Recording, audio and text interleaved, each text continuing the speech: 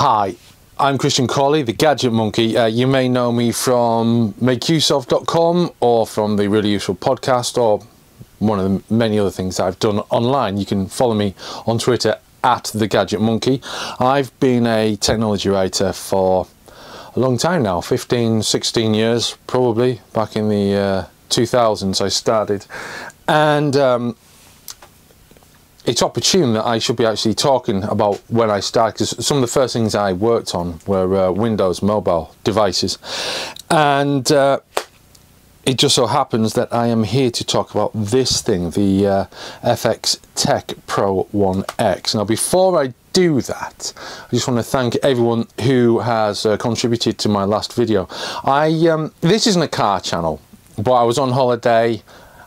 The car was essentially a new toy for me while we were in Portugal, so it made sense to spend a bit of time thinking about it, and that's turned into review material, or semi-review, an opinion. I opined on my channel, one might say.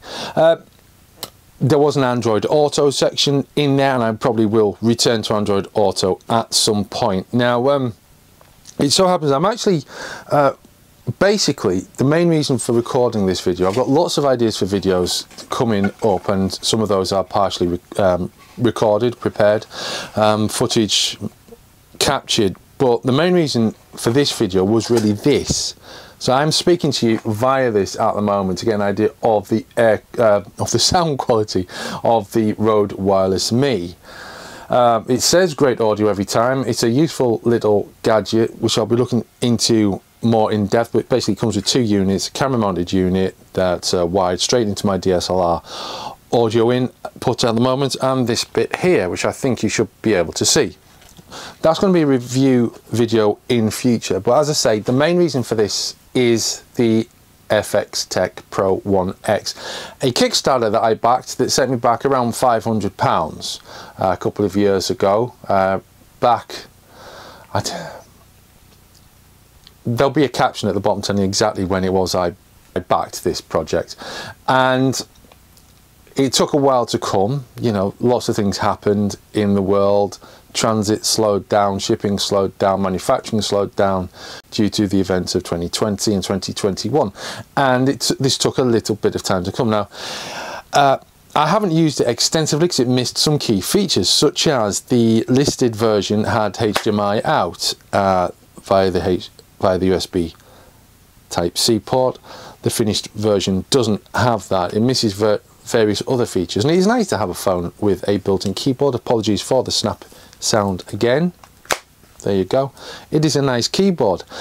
The phone is pretty low spec by today's standards. My current phone, which you might have heard a few moments ago, is the Oppo Reno 8 Pro, which I've been using since I reviewed it in 2022 on Make Use Of. This came around the same sort of time, so I never really had the chance to get to grips with it properly, other than use it as a testing phone for various Linux mobile phone based operating systems, and I've liked it when I've used it, but it hasn't been my A phone, so I've barely used it. So I come back from Portugal a few weeks ago, powered this up last week, and nothing. Not a sausage. Now, I've looked into this problem, and apparently it's missing a piece of hardware or programmable hardware that ensures that the battery doesn't run out completely, and if it does, then enables a slow trickle charge to begin to recharge the battery. All I get when I hold the power is a red LED after about 10 seconds of pressure on the power switch, which flashes on, then quickly off again.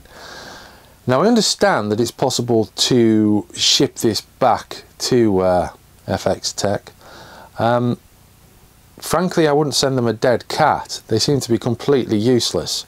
The forums are full of various issues, some of which are this issue, and I guess this is a bit of a warning, really, but it's a strange one, because many people expected this to be vaporware, and it materialized. It doesn't work as promised. it doesn't do the things it was promised to do, and now it doesn't power on for me. I also understand I can take the back off and replace the battery, or take the back off and charge the battery. Now, that's not easily done. I'm not averse to taking phones apart. I've done it plenty of times in the past. I used to run a business, a low-scale eBay business of replacing screens on a specific subset of HTC phones many years ago as a sort of side gig, as we call them now. Is it side gig or that kind of thing?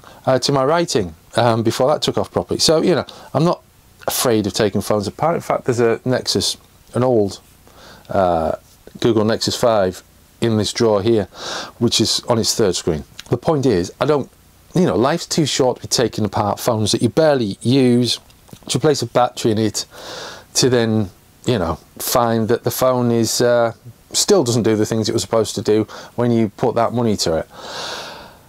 FX Tech, what the hell are you doing? This is disastrous. It really is an absolute embarrassment for everyone concerned. You know, a lot of people have blamed XDA for getting involved with this phone. You know, I can't say I blame them.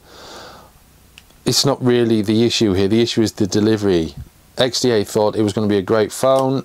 They thought, why not put our names to this, give it a bit of support? I can understand their angle on that entirely, but you know, the blame lies here with FX Tech. I think got the XDA logo on here, so you know, I'm not going to make this about XDA because it's not about XDA. It is about FX Tech. They screwed up with the delivery of the phone. They screwed, you know, despite everything, they managed to make it even worse than it really was. They changed the design of the internals at least once during the process. They didn't give me my HDMI. I need HDMI out on a phone when I'm buying. You know, if I'm paying for that specific feature, then I want that specific feature. This phone here I didn't buy. It's a freebie, so you know, I'm going to let it go. This I bought specifically for that feature. It wasn't delivered, and now it doesn't power on. So, you know, those are your options. Send it back or do it yourself. You could do it yourself, life's too short. You could send it back. Again, life's too short, you might never see it again. And as I alluded to before, it is a lesson to be remembered that there is vaporware, there are disastrous Kickstarters out there, and it's very difficult to find ones that you can trust.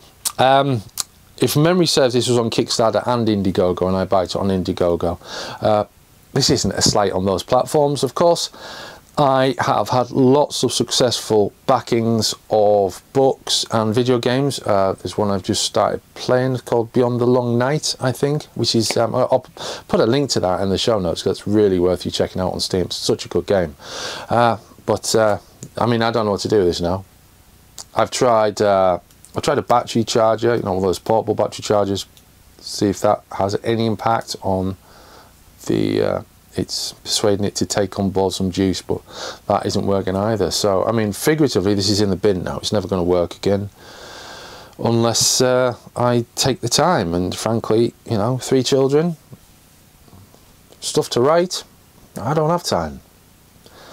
So, FX Tech PRO X, the disaster. Thanks for watching.